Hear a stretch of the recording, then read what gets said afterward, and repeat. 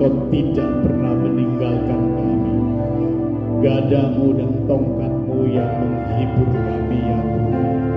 Kami bersyukur kami berdiri di hadirat Allah yang maha besar di sorga, yang bertahta di tempat ini melalui Roh Kudus-Nya, yang akan memberkati kami dengan firman. Firman-Mu berkata langit dan bumi akan berlalu, tapi firman-Mu kekal selama-lamanya. Dan perkara yang kekal itu rindu diberitakan pagi ini, sehingga kami semua diberkati oleh Tuhan. Di dalam nama Tuhan Yesus kami sambut firman-Mu. Haleluya. Semua katakan sama-sama amin. Silakan duduk kembali. Shalom. Terima kasih untuk singer songwriter yang sudah melayani kita pagi ini.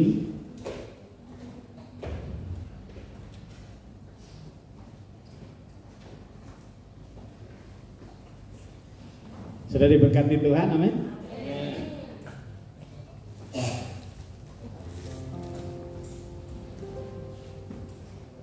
Hari ini saya mau bicara tentang iman mengalahkan dunia.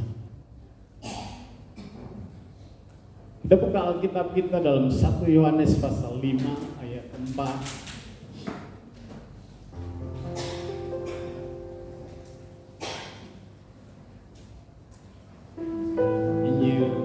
1 Yohanes pasal 5 ayat yang keempat.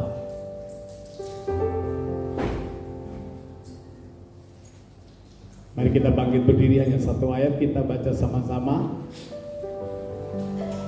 sebagai bukti iman kita yang mengalahkan dunia. 2, 3. Sebab semua yang lahir dari Allah mengalahkan dunia, dan inilah kemenangan yang mengalahkan dunia, iman kita. Sekali lagi, Sebab semua yang lahir dari Allah mengalahkan dunia, dan inilah kemenangan yang mengalahkan dunia, iman kita. Beri tepuk tangan bagi Tuhan Yesus. Haleluya. Wow, haleluya. Begini mungkin saudara akan lihat kok musiknya agak sedikit. Anak saya Evan, rupanya dia bergumul sekian waktu yang lama. Itu saya daftarkan di STT yang Buddha itu, rupanya bukan panggilannya Bapak Ibu. Jadi sekolahnya itu tidak terlalu serius begitu. Awalnya ditunjuk sebagai ketua kelas, dan semester awal itu semangat, nilainya bagus. Masuk semester 2, saya lihat kok uring-uringan Bapak Ibu. Lalu rupanya sejak itu dia bergumul, dia berdoa. Waktu itu kerinduan saya supaya masuk di Ilkom, karena ilmu komunikasi itu sangat bagus sekali di tengah-tengah dunia yang semakin sibuk dengan kecanggihannya. Komunikasi itu sangat penting.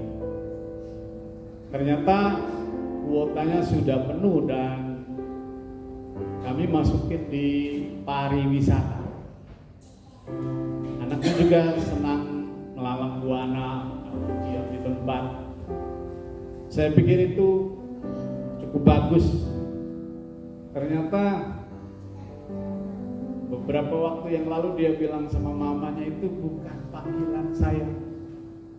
Saya sedang bergumul, saya sedang berdoa supaya bisa mendapatkan sekolah yang terbaik. Dan puji Tuhan, kemarin dia dinyatakan lulus dan mendapatkan beasiswa di BINUS. Saya awalnya kalau daftar di BINUS itu, pendeta di Wonogiri gajinya sebulan 30 hari. Kadang-kadang naik 31, kadang-kadang turun 28, saudara mengerti ya. Tapi ketika dia mengikuti ujian dan dinyatakan lulus dapat beasiswa, wah saya senang. Dan hari Sabtu kemarin dia sudah meninggalkan Wonogiri, sekarang ada di Jakarta. Makanya saya berdoa, Tuhan sepanjang beberapa hari ini Tuhan kirim pemusik. Siapa tahu saudara Nick bisa main drum. Adik kita Olive sedang dilatih ya. Semoga drummer kita seorang wanita cantik. Setuju ya, beri tepuk tangan dulu buat Olive. Saya sih berdoa supaya anak kita Septi sebab segera menikah, supaya suaminya kan seorang drummer. Tapi saya bersyukur ada seorang yang rindu mau melayani, yang mau mendukung, yang kita dukung dalam doa supaya bisa melayani. Tapi apapun yang terjadi, kita percaya bahwa Tuhan punya rancangan yang baik atas hidup kita. Amin ya. Kita tidak berfokus kepada musik. Kalau saudara nonton di video di Cina, di daerah-daerah terpencil, dulu ketika orang beribadah itu ditangkap dan dipenjara. Lalu mereka hanya pakai kentongan, pakai alat-alat dapur, itu dipukul, lalu jadi musik. Dan herannya mereka merasakan hadirat Tuhan yang begitu kuat dan luar biasa. Jadi tidak tergantung dengan sarana prasarana, walaupun memang itu sangat penting dan dibutuhkan di dunia modern ini. Kalau saudara datang ke Pik 2, ada gereja yang dibangun sampai 2 triliun, 1,6 triliun. Dan teman saya telepon saya berkata, singersnya itu harus ukuran pinggangnya diatur oleh pimpinan. gembala sidang. Jadi kalau singernya seperti Bu Paryanti dan Bu Lustin itu tidak layak di PIK 2. Tapi kalau di sini semua dilayakkan Tuhan, amin. Saya kaget teman saya itu seorang song leader yang luar biasa senior saya. Saudara buka di YouTube, dia karang lagu tentang semua karena Tuhan. Saya kaget. Jadi harus pinggangnya itu sekian ukurannya. Kalau lebih atau kurang tidak diterima. Saya kaget juga kok ada gereja sekarang sudah seperti itu. Makanya kalau saudara lihat di YouTube itu song leader, singersnya itu orangnya ramping-ramping, nggak boleh sedikit melebar ke kanan dan ke kiri. Nah saya jadi heran, apakah kriteria seorang yang melayani Tuhan itu harus langsing? Ini bukan orang BNI, bukan orang BRI. Tuhan melihat hati kita, amin. Ya kita berdoa supaya Tuhan segera mengirim musik yang baik. Saya percaya ini pekerjaan Tuhan dan Tuhan yang sanggup melakukan yang terbaik. Saya juga tidak bisa menahan anak saya karena ya panggilannya seperti kita sebagai orang tua dukung. Bentar lagi beberapa dari kita akan meninggalkan kita juga ya. Anak kita Kirana sebentar lagi juga. Saya harap mamanya jangan nangis lamaan. Nanti Kirana sudah ke Jakarta, lalu si cantik ini sudah dibawa ke mana? Dibawa sama Konik, melalang buana di daerah Riau sana. Mana? Bangka Belitung atau Pangkal Pinang. Dunia. Ya saya berdoa supaya Koniknya yang dibawa ke sini ya. Kita tepuk tangan buat Tuhan Yesus ya. Yang bisa mendarat. Tapi sebelum nikah kita dibaptiskan dulu di Golden Resto ya. Haleluya. Ya. Karena berkat Tuhan itu akan turun kepada pernikahan yang direstui oleh Tuhan. Baik, kita kembali kepada firman Tuhan. Bapak Ibu, kita sedang hidup di dunia yang penuh dengan tantangan dan persoalannya yang begitu rumit. Ada begitu banyak pergumulan, begitu banyak tantangan, begitu banyak godaan, begitu banyak penderitaan yang sering membuat kita ada kalanya lemah, bimbang, putus asa, bahkan sebagian dari manusia yang tidak begitu kuat menghadapinya sehingga mereka harus mengambil jalan pintas dengan membunuh diri. Iya, saudara, kalau ada di daerah konflik seperti di Iran, di Israel, di Afghanistan, itu hidup itu tidak gampang banget. Kalau saudara lihat orang-orang Palestina sedang berjuang mencari makan, sesuap nasi dengan bertalu-talu menantikan siapa yang bisa memberikan mereka makan hari ini. Belum lagi terdengar dentuman bom, meriam, teror.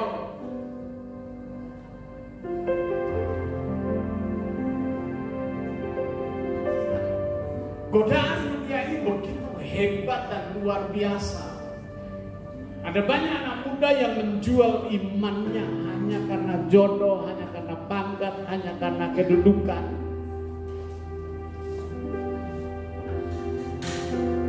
Mereka berani mengambil langkah meninggalkan Yesus yang adalah Sang Juru Selamat kehidupannya. Demi hanya jabatan, pangkat, seorang wanita cantik atau seorang laki-laki tampan. demi memuaskan hawa nafsu dan keinginannya orang bisa menjual imannya. Namun firman Tuhan berkata kepada kita bahwa sebagai anak-anak Allah, kita diberi kuasa untuk mengalahkan dunia.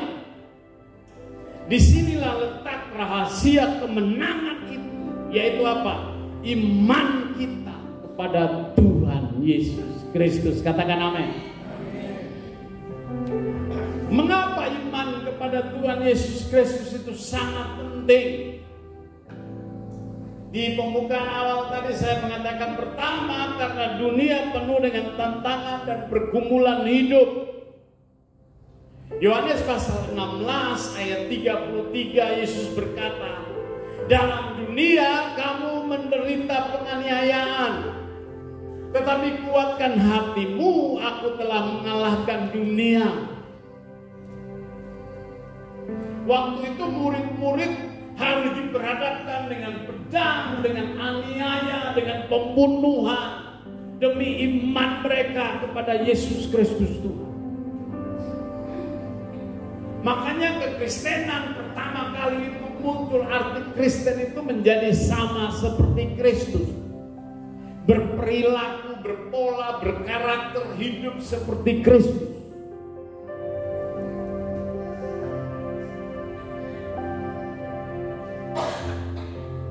Di awal-awal gereja mula-mula tidak ada perjanjian baru. Dan hidup mereka itu adalah Injil yang berjalan. Kamu adalah suratan Kristus yang terbuka, yang dibaca oleh semua orang.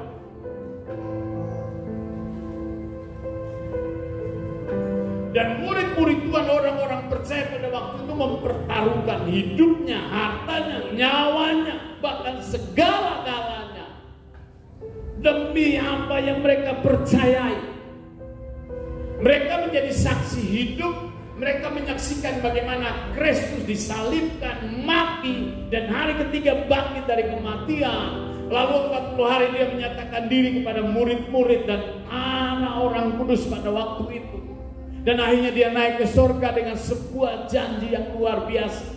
Aku pergi dan menyediakan tempat bagi kamu, dan kalau tempat itu sudah siap sedia, aku akan kembali membawa kamu ke tempat di mana aku berada, kamu pun berada. Lalu ada perintah pergi dan beritakan Injil kepada semua makhluk. Siapa yang percaya diselamatkan, siapa yang menolak itu pasti dihukum. Dan mereka mempertaruhkan segalanya, semuanya bagi kerajaan Allah. Mereka tidak mundur satu langkah. Saudara lihat cerita seperti Stefanus yang harus dilempari dengan batu sampai mati. Murid-murid yang harus disiksa, dianiaya, bahkan ada yang disalibkan terbalik. Mereka tidak menyangkali iman kepada Kristus Tuhan. Itulah yang saya katakan, dunia penuh dengan tekanan, pergumulan, bahkan kesulitan ekonomi. Sudah lihat hari-hari ini mungkin kita di Wonogiri belum berasa. Nah, itu sumber-sumber minyak itu dibom. Mau tidak mau inflasi pasti naik, harga pasti naik, berdampak pada masyarakat. Hari ini mungkin saudara punya tabungan masih banyak. Bahkan Alkitab berkata tekanan ekonomi itu semakin suka sampai, saudara baca dalam Wahyu pasal 6, secupat gandum sedina. Itu sudah terjadi di Timur Tengah hari ini.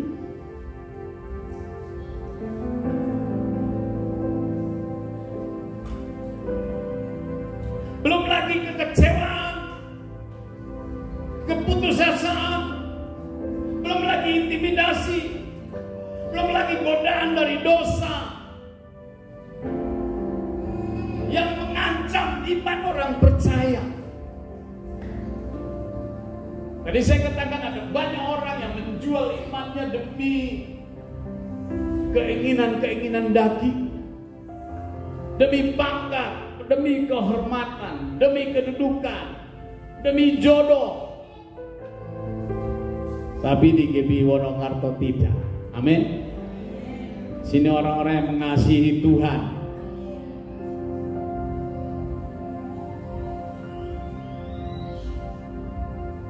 Belum lagi penganiayaan terhadap iman orang percaya. Kenapa rezim di Iran itu dibabat habis? Itu radikal.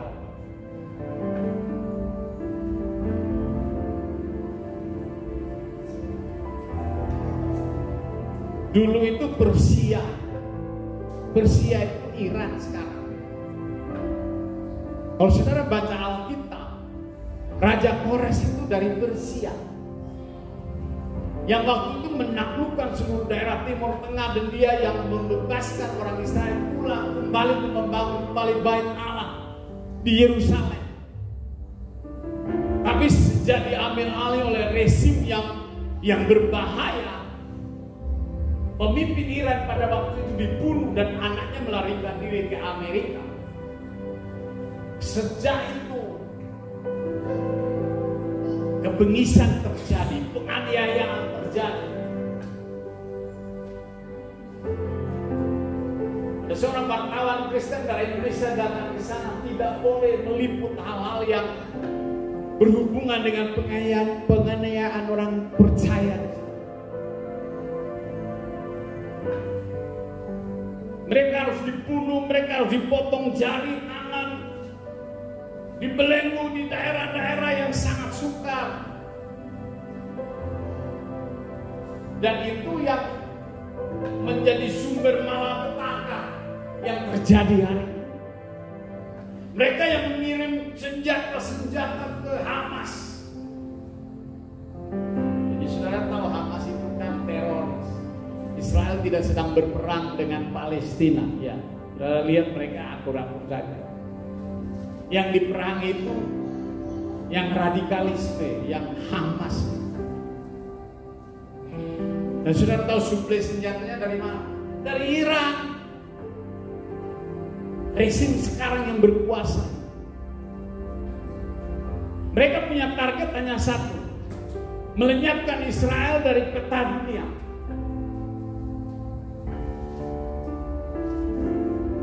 Orang-orang Kristen di sana mengalami tekanan yang luar biasa. Tapi saudara lihat, di tengah-tengah tekanan, Tuhan sedang bekerja dengan luar biasa.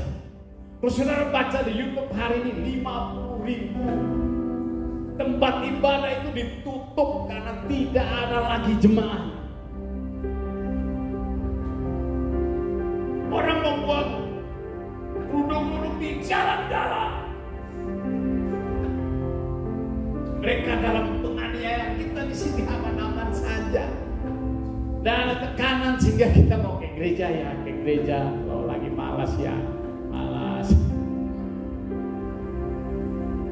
Kalau sakit perut sedikit, aduh izin Pak, Kak Billy tidak bisa ke gereja, sakit perut tidak bisa melayani. Ya bersyukur kita ada di Wonogiri yang aman-aman saja. Tapi ingat, ada saatnya di mana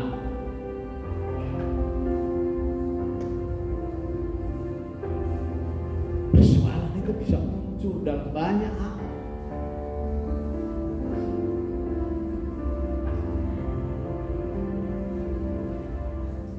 Iman kepada Tuhan Yesus mengalahkan dunia. Iblis mau supaya kita kalah. Iblis mau supaya hidup kita terpuruk. Iblis mau supaya kita hidup dalam kekecewaan. Iblis mau supaya kita hidup dalam kegagalan. Si penipu ini berusaha untuk mencuri, membunuh, membinasakan kita. Tapi Yesus berkata dalam bacaan kita tadi, kuatkan hatimu, aku telah mengalahkan dunia. Haleluya. Haleluya. Coba beri tepuk tangan buat Tuhan kita.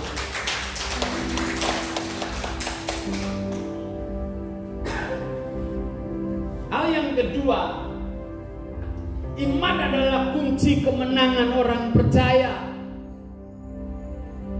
1 Yohanes 5 ayat 4 mengajarkan bahwa iman kita adalah kemenangan yang mengalahkan dunia.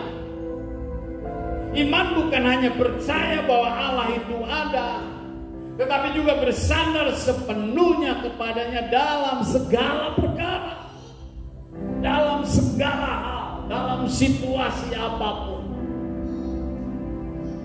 Iman kepada Kristus memberi kekuatan saat kita berada dalam kelemahan. Amin.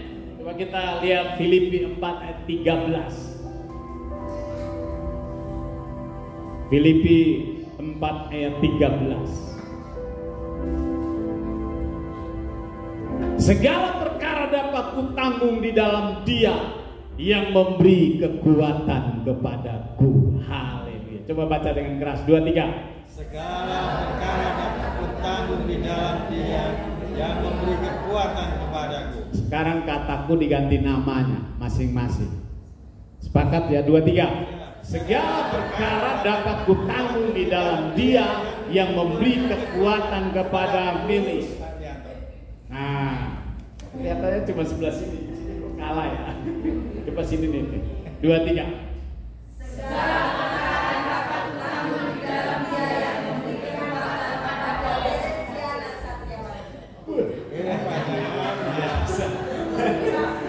Coba sebelah kanan saya. 2, 3. Segala perkara dapat kutanggung di dalam Dia yang memberi kekuatan kepadaku. Saryanto. Kayaknya saya tidak dengar calon pengantin 2 ini, suaranya tidak ada. Coba kita sepakat ya, calon pengantin 2 yang baca ya. 2, 3. Segala perkara dapat kutanggung di dalam Dia yang memberi kekuatan kepadaku. Beri tepuk tangan buat Tuhan gitu. Kayaknya setelah ibadah ini kita langsung ke Golden ya gue. Itu baptis dia. Gue hebat. Tapi saya mau jujur, saya mimpi. Waktu anak kita sekarang dia bilang, Pak Billy doain kalau nik dari Tuhan biar semua kehendak. Saya sebagai hamba Tuhan kan berdoa. Jam 2 pagi itu saya mimpi, Bang. Benar-benar mimpi. Dan mimpinya 2 kali. Bikin saya tidak bisa tidur. Serius, saya baru ceritakan. Langsung jam yang sama saya bangunkan. Saya telepon Baska. Saya mimpi di deretan ini penuh dengan mobil-mobil. Saya masuk dari Tripodal ke sini nggak bisa. Gak bisa, di gereja ada acara semua bergaun putih. Saya pikir sudah terjadi pengangkatan. Nah, saya sama istri duduk di situ. Loh, kok saya lihat ada Pak Yoga. Saya lihat loh. Nah, saya masih duduk sama istri di situ, ada Pak Bo, sama Pak Ronald, ada Cimapun, semua duduk. Pokoknya anak-anaknya putih, mantap. Lalu kami disuruh semua berdiri menghadap ke depan sana. Loh, kok tiba-tiba mempelai yang datang tuh saudara Nick sama Mbak Seka. Lalu duduk di sini. Lalu tiba-tiba Agustin datang di sini. Berkati mereka sekarang. Wah, orang. Lalu saya tidur lagi, mimpinya seperti itu juga. Wah, saya bilang ini dari Tuhan. Kalau dari Tuhan itu pasti jadi dalam nama Yesus ya. Kayaknya yang paling semangat tuh Nick deh hari ini ya. Saya kalau ingat Nick itu saya ingat sebuah cerita. Kalau nanti pulang nonton ya, ada satu anak muda penjahat luar biasa. Namanya Nick dari Amerika. Orang ini susah berubah. Nakalnya dia ada 2 gangster. Nick sama lawannya itu saya lupa namanya. Buka di YouTube itu ada videonya. Itu film yang nyata. Mereka buat kesusahan, buat kejahatan di semua kota di Amerika. Satu waktu pendeta ini khotbah di diskotik. Dua kelompok itu ada di situ. Lalu Nick yang dikasih mengedarkan persembahan. Jadi kalau orang belum memberi, dia tetap berdiri Nick dengan senjatanya, dengan alat perlengkapan perangnya. Umpama kotak persembahan dikasih ke Malaysia. Kalau belum ngasihnya yang banyak, Nicknya berdiri terus di sini. Jadi semua orang memberikan yang terbaik. Sekali-sekali kita punya kolektor, mana sih tidak ada yang muka-muka seperti ini.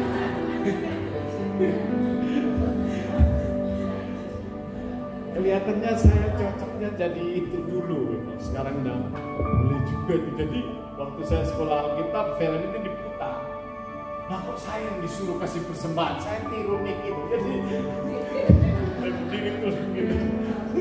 Waktu di kampus itu kan saya dikasih nama Verteli. Semua anak memberi yang terbaik. Nah, sekali-sekali kalau dibuat begini.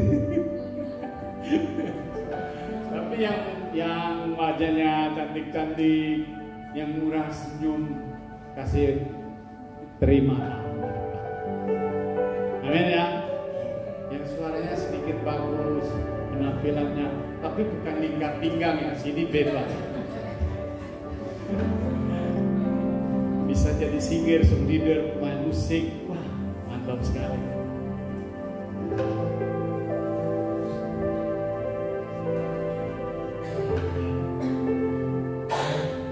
Semua kita mau melayani Tuhan. Waktunya sudah singkat Bapak Ibu. Halo. Kemarin senang anak-anak muda yang ke Semarang, coba berdiri anak muda yang kemarin acara anak muda se-Semarang, se-Jawa Tengah.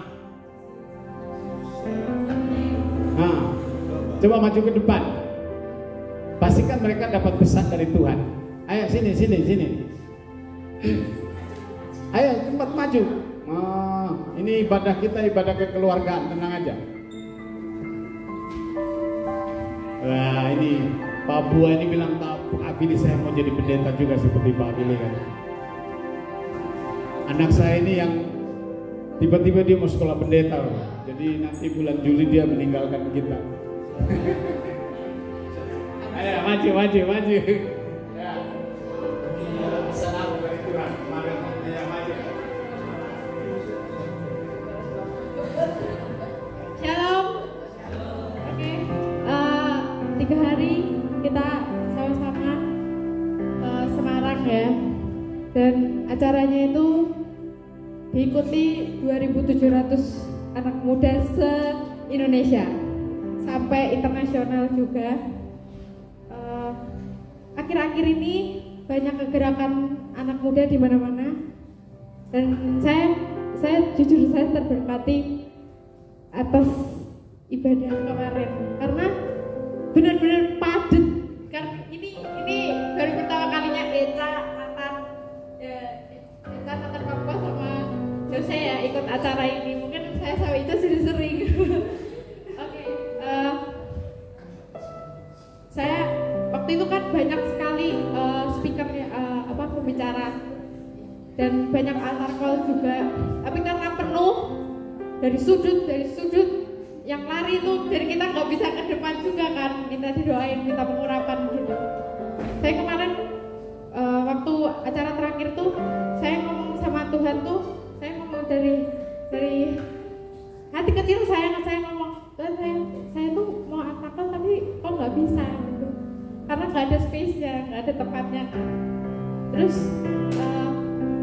saya pengen didoain sama hamba Tuhan itu. Sama pastor itu Pastor Michael Wijaja namanya. Saya berdoa, semua orang berdiri, ada yang nggak kuat jadi duduk. Tapi saya tuh posisi lagi halangan kebetulan. Saya nggak kuat, tapi saya tetap terus penyembahan. Saya besar roh. Saya ngomong sama Tuhan, saya pengen didoain Tuhan. Buat terakhir kalinya saya ada di acara itu.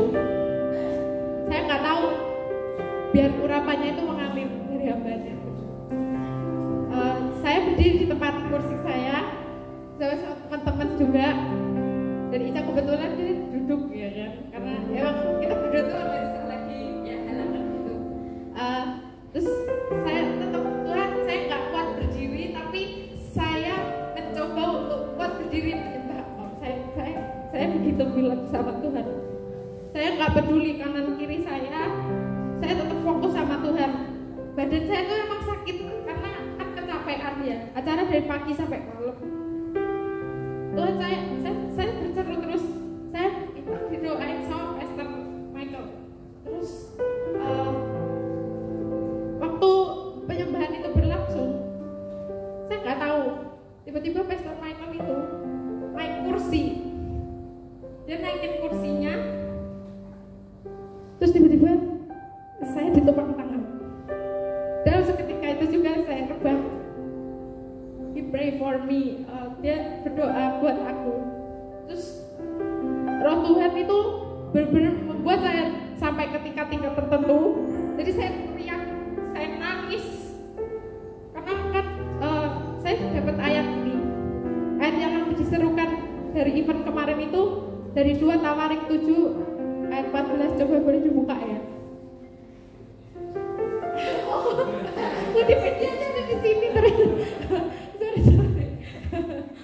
Bisa dibuka ya, Tante Lucy. Ayat ini tuh menceritakan tentang apa ya? Pemulihan suatu bangsa. Saudara tahu akhir-akhir ini banyak kejadian yang di luar nalar kita. Peperangan mungkin dari Israel, Iran, kita nggak tahu itu bisa jadi perang dunia ketiga. Mungkin sementara berhentinya. Semua gereja mensuarakan hal-hal itu karena di kitab Wahyu, bahkan kitab-kitab yang perjanjian lama pun sudah menuliskan. Karena itu udah Tuhan sendiri yang suruh. Dan kedatangan Tuhan itu semakin diambang pintu. Anak selalu ngomong sama aku, waktunya udah dekat. Kalau kamu gak persiapin diri baik-baik, kamu ketinggalan. Siapa yang mau ketinggalan? Dari kita gak ada yang nyangka juga. Tuhan mungkin kita berkata 60 tahun, 70 tahun umur manusia ya. Tapi waktu Tuhan, kedatangan Tuhan, siapa yang sangka? Rapture itu nyata. Amin Bapak Ibu Saudara. Kita boleh menyerahkan hati Tuhan, kita boleh jadi yang terbaik, kita boleh prodi karir kita boleh melakukan apapun. Tapi ada satu yang kita lupa, itu kedatangan Tuhan itu loh. Nampak, sangat nampak. Saya nggak bisa artiin gimana mestinya ya. Mungkin kalau Pak Bara ngerti itu maksudnya. Tapi kita mau baca dulu ya sama-sama ya. Di 2 Tawarik 7 ayat 14.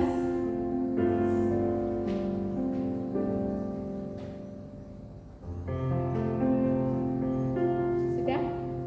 Bisa?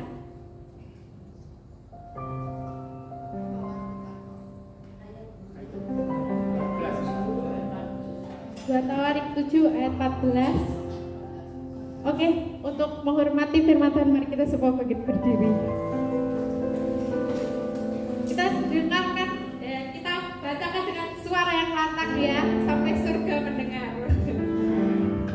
1, 2, 3.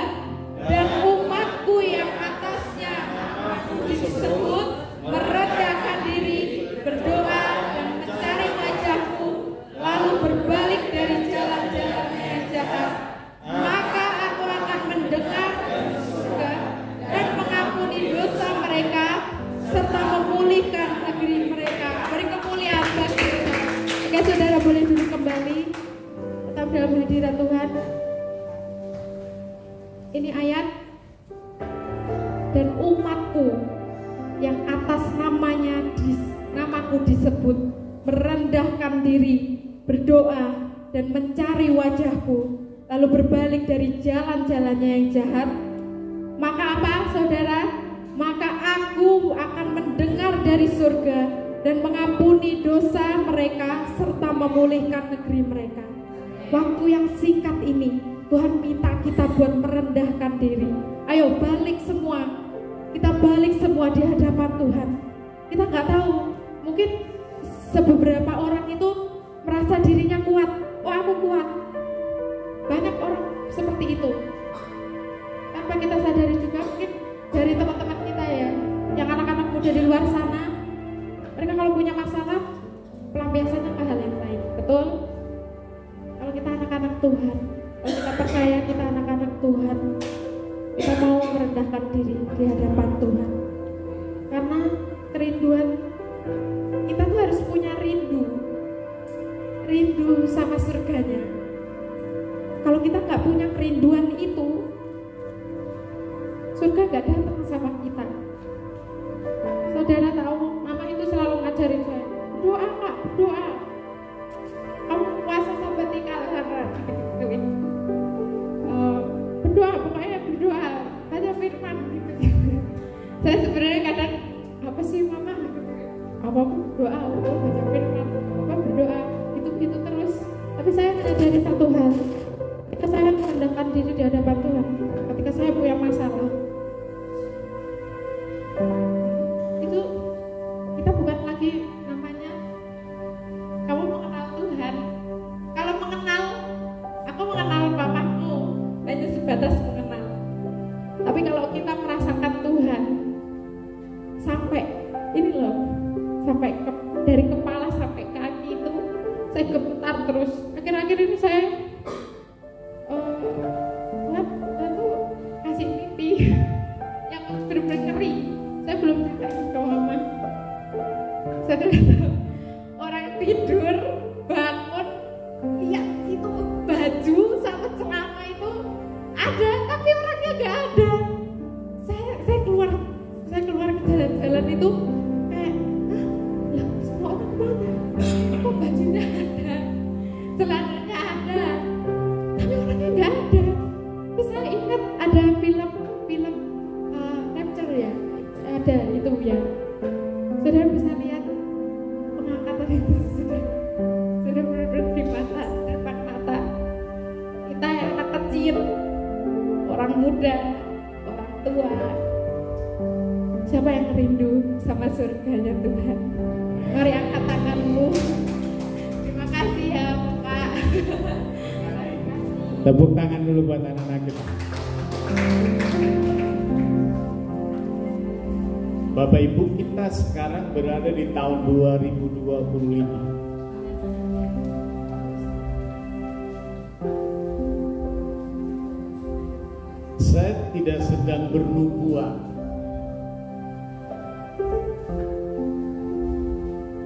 Tapi dengar, waktunya sudah sangat singkat. Hitungan tahun Masehi itu 2000 tahun.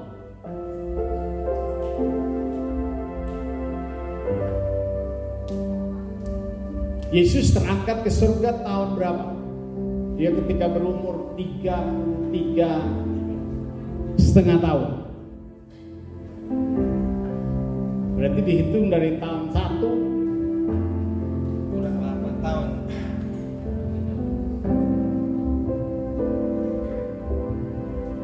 Kalau seorang mahasiswa dia mengejar S1, S2,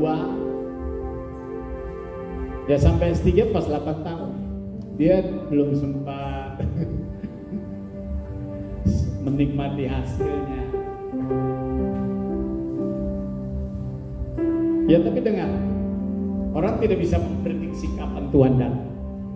Saya cuma mau bilang waktunya sudah sangat singkat dan cepat sekali. Iman adalah kunci kemenangan orang percaya. Iman kepada Kristus memberi kekuatan saat kita berada dalam kelemahan. Iman melahirkan keberanian menghadapi tantangan dan pencobaan apapun yang menghadang di depan kita. 1 Yakobus pasal yang kedua sampai ayat 3. Coba kita lihat ayatnya. 1 Yakobus pasal yang Yakobus 1 ayat 2 sampai 3.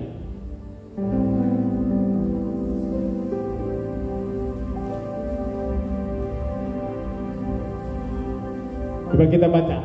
Saudara-saudaraku, anggaplah sebagai suatu kebahagiaan apabila kamu jatuh ke dalam berbagai-bagai pencobaan. Sebab kamu tahu bahwa ujian terhadap imanmu itu menghasilkan ketekunan.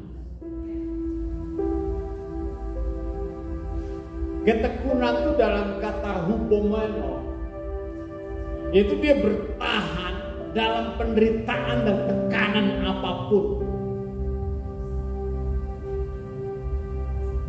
Dia tidak akan menyerah.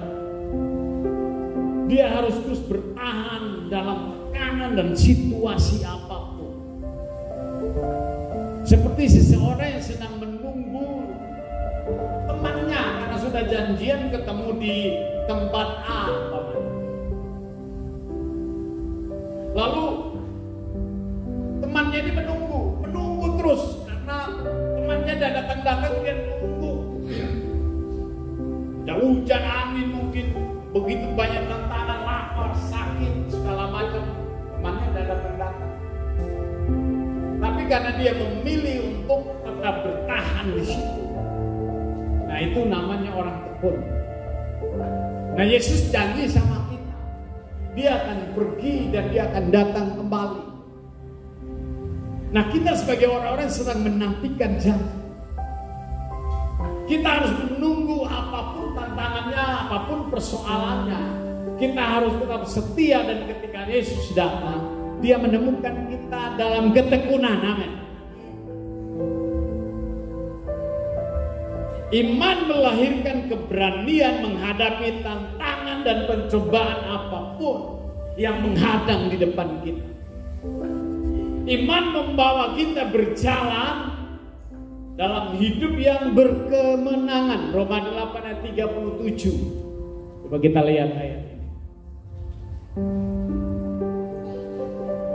Roma 8 ayat 37.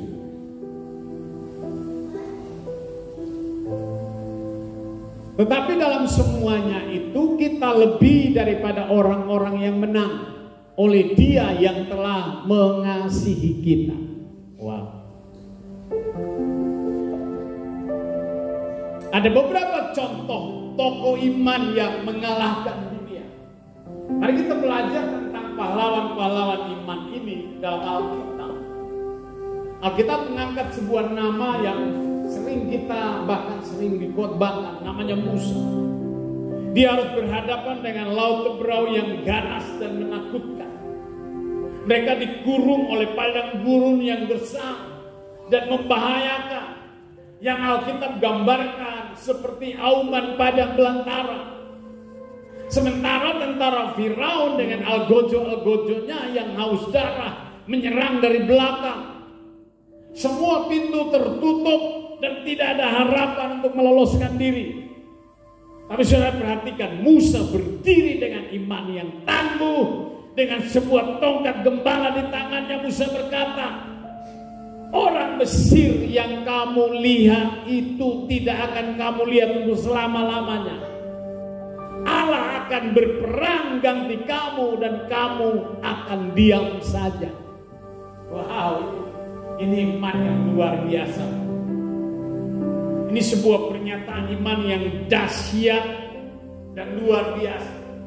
Dan Alkitab berkata Israel keluar sebagai pemenang. Sementara algojo-algojo Mesir dengan pasukan berkudanya, Alkitab berkata dilemparkan ke dalam laut teberau. Nah itulah Allah Israel, Allah pembuat mujizat. Dan Allah itu yang saya beritakan hari ini dalam Yesus Kristus Tuhan. Pertanyaan sederhana, apakah yang kau takuti hari ini? Apa yang sedang kau hadapi hari ini?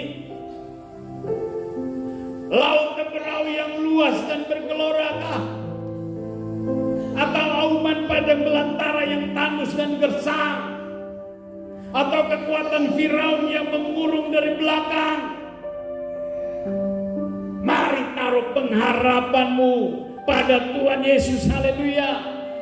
Hanya Dia tempat pelarian yang tak pernah mengecewakan kita.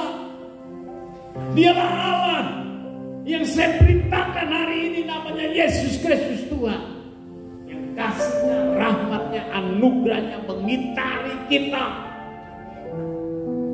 Dia mengklaim janjinya Allah Immanuel, Allah yang menyertai kita selama-lamanya. Kita perlu belajar sama Agustin. Kita sudah lama masih tetap setia. Ini meninggalkan Tuhan 13 tahun. Lalu dalam kesaksiannya Tuhan izinkan kanker. Kemarin dicek semua bersih.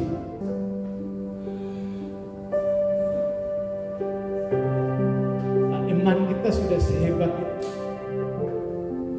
Yang pernah sakit perut langsung dokter, mana obat?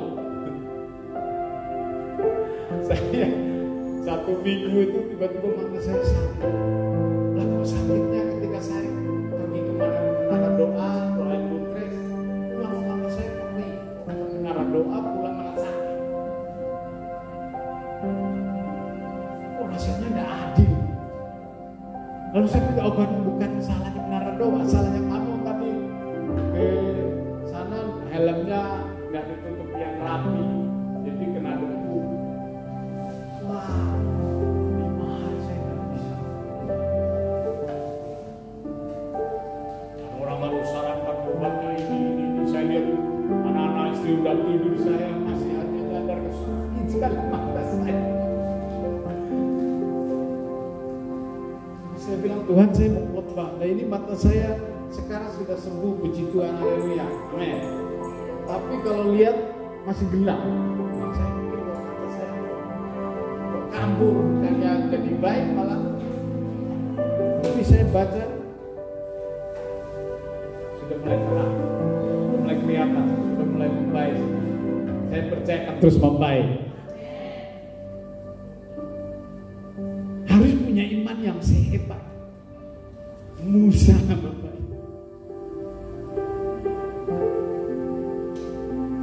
Saya lihat cerita tentang Daud dan Goliat, 1 Samuel 17. Dengan iman Daud mengalahkan raksasa Goliat. Meskipun secara manusia dia lebih kecil, lemah, tak berdaya di depan raksasa Goliat yang pandai berperang. Saudara, kalau lihat cerita Timur Tengah itu, Israel itu seperti Daud, lalu Iran itu seperti Goliat. Sama persis. Lah itu negara kecil. Kalau sudah lihat di peta itu hanya satu garis panjang dan kecil. Iran itu 34 atau 37 provinsi. Itu besar.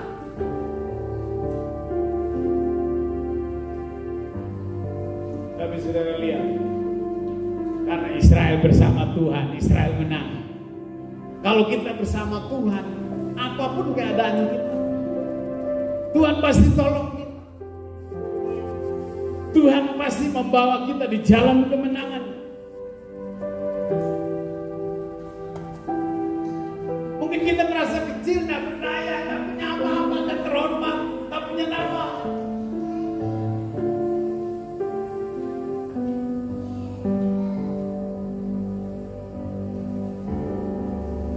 Ada satu lagu bagus, kalau orang ingat tak lagunya Pak Eras itu yang kalau saya patah itu gunung, walaupun tidak punya nama, apa namanya itu, lupa saya. Hilang hanyut dalam lumpur.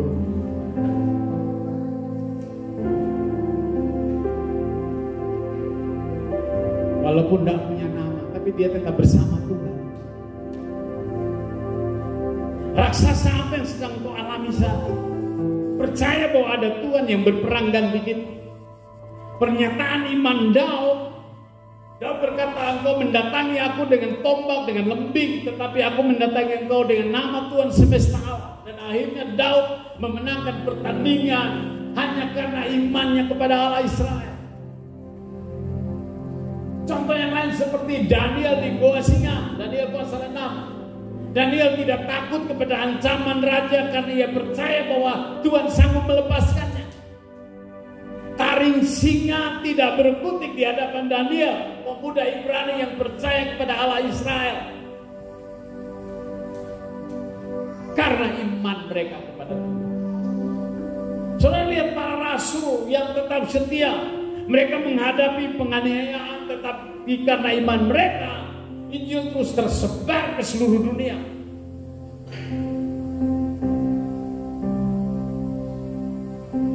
Makanya Paulus berkata dengan lantang, dia berkata, siapakah yang dapat memisahkan aku dari kasih Kristus? Penganiayaankah, ketelanjangankah, kematiankah, sakit penyakitkah? Tidak ada yang bisa memisahkan kita dari kasih Kristus. Wow, itu hebat sekali. Pertanyaan sederhana bagi kita. Bagaimana dengan imanmu hari ini? Untuk memiliki iman yang mengalahkan dunia, saya mau katakan beberapa rahasia. Pertama, berkatakan firman Tuhan setiap saat. Amin. Roma 10 ayat 17, iman timbul dari pendengaran dan pendengaran akan firman Kristus. Merenungkan firman Tuhan siang dan malam.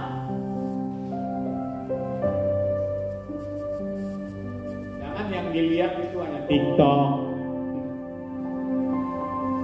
yang dilihat Facebook, IG. Ya bolehlah lihat sekali-sekali. Tapi jangan sampai itu yang menguasai seluruh cara berpikir. Di HP itu ada banyak hal rohani di sana.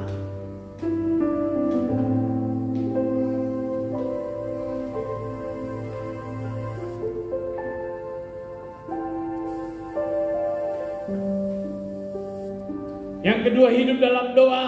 Komunikasi yang intens dengan Tuhan itu sangat penting. Membangun komunikasi yang intens dengan Tuhan itu sebuah keharusan.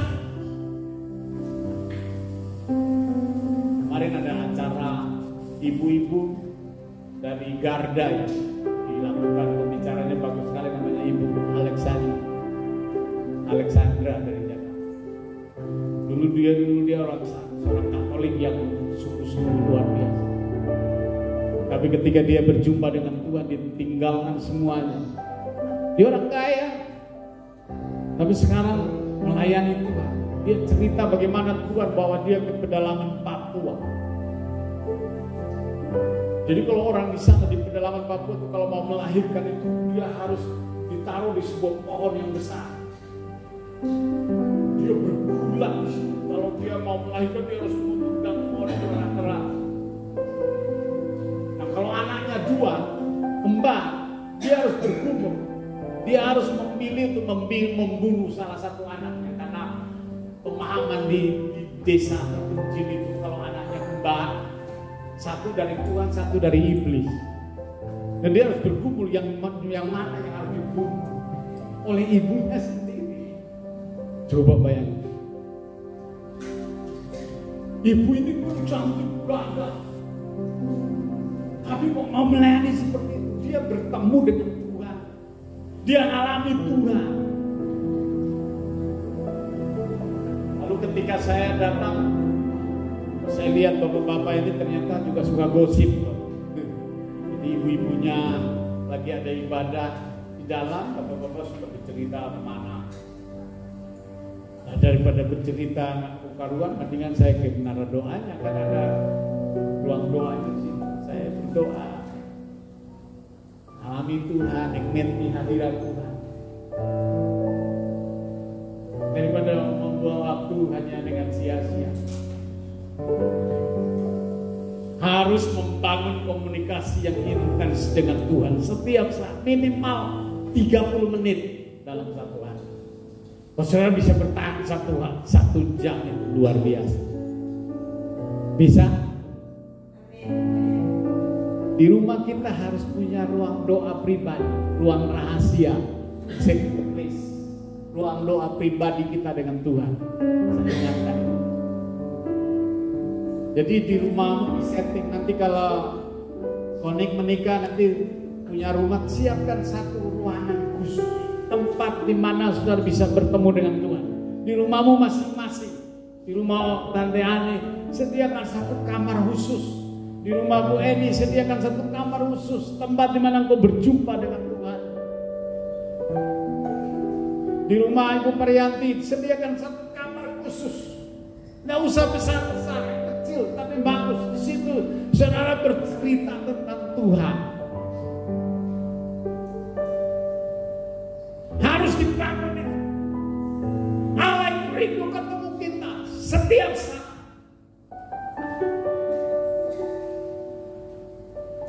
Saya lihat ketika dia ditaruh Adam di Taman Eden, setiap saat dia tidak akan menjumpai.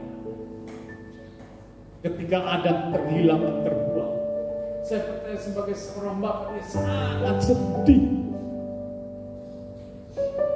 Sangat sedih.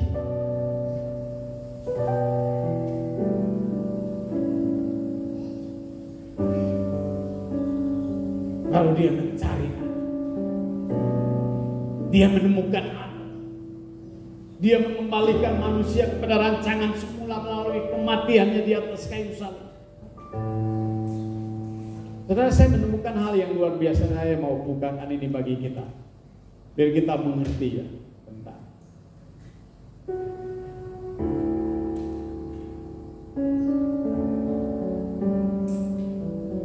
arti nama Adam sampai Nuh. Ada pesan tersembunyi dari nama Adam sampai Nuh. Ini menunjukkan pikiran Allah dalam Alkitab yang tidak pernah ditulis secara sembarangan. Adam artinya manusia, Set artinya ditetapkan, Enos artinya mati atau fana, Kenan itu artinya ratapan atau penderitaan, Mahalalel artinya terang Elohim, Jared anak turun, Henok mengajar, lalu Metusalah artinya kematiannya membawa, lalu Lamek itu putus asa.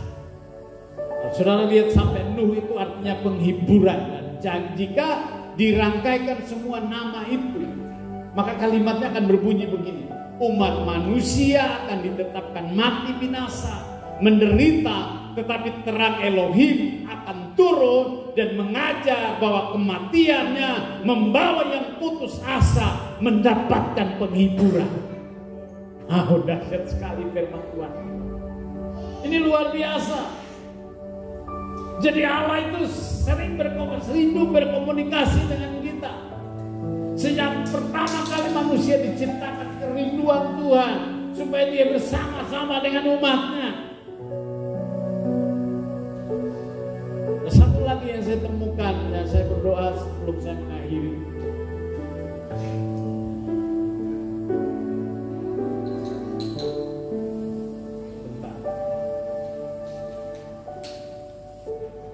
Kata pertama dalam Alkitab, saudara akan menemukan katanya begini, kalimatnya begini: pada mulanya.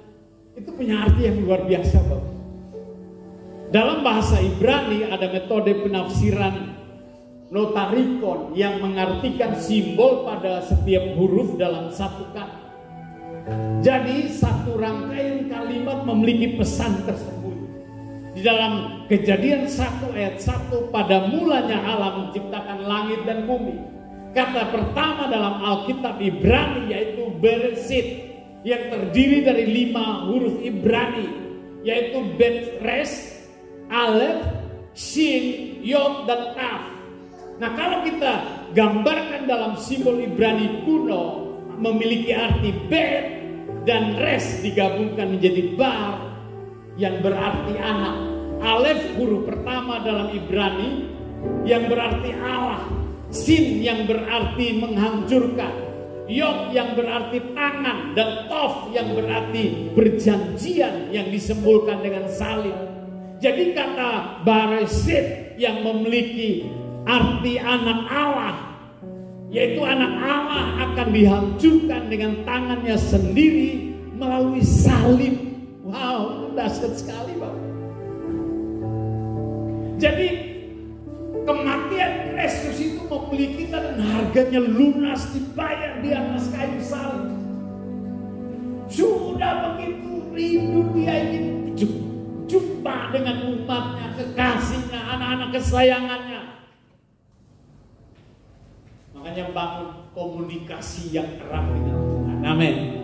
Amin ya. Bagaimana saudara bisa menang menghadapi semua tekanan dan persoalan dalam dunia ini? Tidak ada cara lain selain saudara memiliki hubungan yang erat dengan Tuhan, membangun komunikasi yang erat dengan Tuhan. Ini rahasianya, supaya saudara bisa memiliki iman yang kuat menghadapi setiap tantangan persoalan apapun, dan saudara dijumpai menang dalam segala keadaan. Saudara bisa berkata kepada penyakit, penyakit, engkau bisa buat saya bisa berjalan hari ini, tapi saya punya Tuhan yang hebat, yang sanggup menolong saya. Kau bisa berkatakan ekonomi gua agak susah, agak sulit. Bagaimana bisa? Karena dia Gembala Agung yang ajaib, yang tidak pernah meninggalkan anak-anaknya. Jadi perkatakan firman, ucapkan firman. Jangan mengeluh, jangan putus asa, jangan takut dengan keadaan. Ada Tuhan yang lebih besar dari keadaan hidup kita. Dan yang hebat, yang luar biasa, dia tinggal dalam hidup. Dia berkata, roh yang ada pada kamu lebih besar dari roh yang ada dalam dunia ini. Orang yang percaya kepada nama Yesus tidak akan pernah dipermalukan. Mari kita bangkit berdiri dalam hadirat.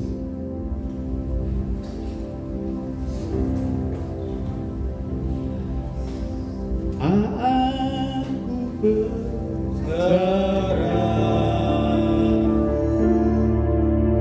aku berserah, ya pada Yesus Juru Selamat. Aku berserah. Katakan sungguh-sungguh, aku berserah.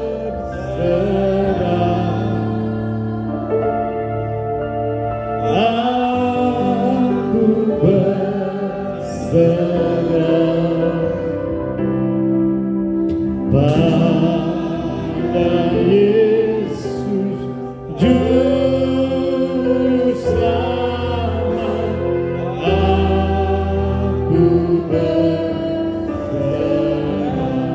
aku berserah, aku berserah. Saya undang Bu Eni untuk maju ke depan, berdoa mengucap syukur kepada Tuhan. Ku berserah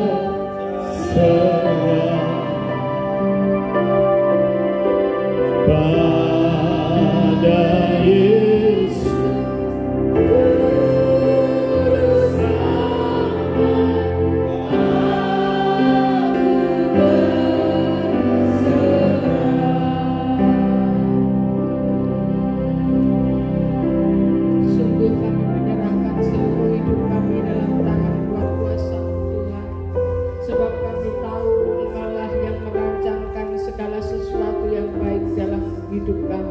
Kami bersyukur buat kebenaran firman-Mu pagi hari ini Tuhan, yang sudah kami dengarkan bersama-sama. Seberapa yang boleh kami terima pagi hari ini, kiranya memberkati kehidupan kami, iman kami kepada Engkau yang akan mengalahkan segala persoalan yang ada di hadapan kami Tuhan. Dan biarlah kiranya Tuhan membuat kami kuat, kokoh, tak tergoyahkan oleh apapun yang ada di hadapan kami. Walaupun hari-hari ini, hari-hari yang kami lewati adalah hari-hari yang jahat, tetapi kami percaya Engkau memberikan kemenangan demi kemenangan kepada setiap kami. Terima kasih Bapa buat jaminan hidup yang sudah Engkau berikan kepada setiap kami. Kami percaya bahwa kami adalah umat-umat pemenang oleh karena iman kami kepada Engkau. Untuk itu kami serahkan sepenuhnya hidup kami dalam tangan-Mu Tuhan. Engkau yang akan terus menuntun kami di jalan-Mu yang benar. Terima kasih Bapa, ajari kami untuk tidak hanya menjadi pendengar daripada firman-Mu, tetapi menjadi pelaku-pelaku akan kebenaran firman-Mu, supaya kami boleh menjadi pribadi-pribadi yang layak di hadapan Tuhan. Terima kasih Bapa, Kau memberkati hamba-Mu yang sudah menjadi saluran berkat buat kami pagi hari ini.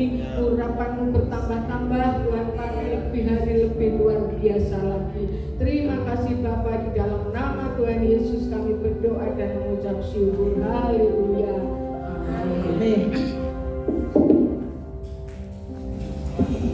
Silakan duduk. Tiba saatnya kita memberikan yang terbaik bagi Tuhan. Mari yang bertugas silakan ke depan. Sebelumnya mari kita berdoa. Terima kasih Tuhan atas kasih anugerah-Mu lawakannya, penyertaan-Mu dalam setiap langkah hidup kami Bapa. Kami ada karena anugerah Tuhan saat pagi hari ini. Kami sudah meninggikan nama-Mu, bahkan kami sudah mendengarkan kebenaran firman-Mu. Iman yang memerdekakan kami Tuhan, biarlah kami berpegang teguh kepada Engkau Tuhan. Terima kasih Tuhan, terima kasih sebentar kami memberikan kurban persembahan kami. Kiranya sucikan, kuduskan, dan persembahan kami berkenan di hadapan-Mu untuk memperlebar kerajaan. Hanya di dalam nama Tuhan Yesus kami sudah berdoa dan mengucap syukur. Haleluya, amin. Hari ini kurasa bahagia.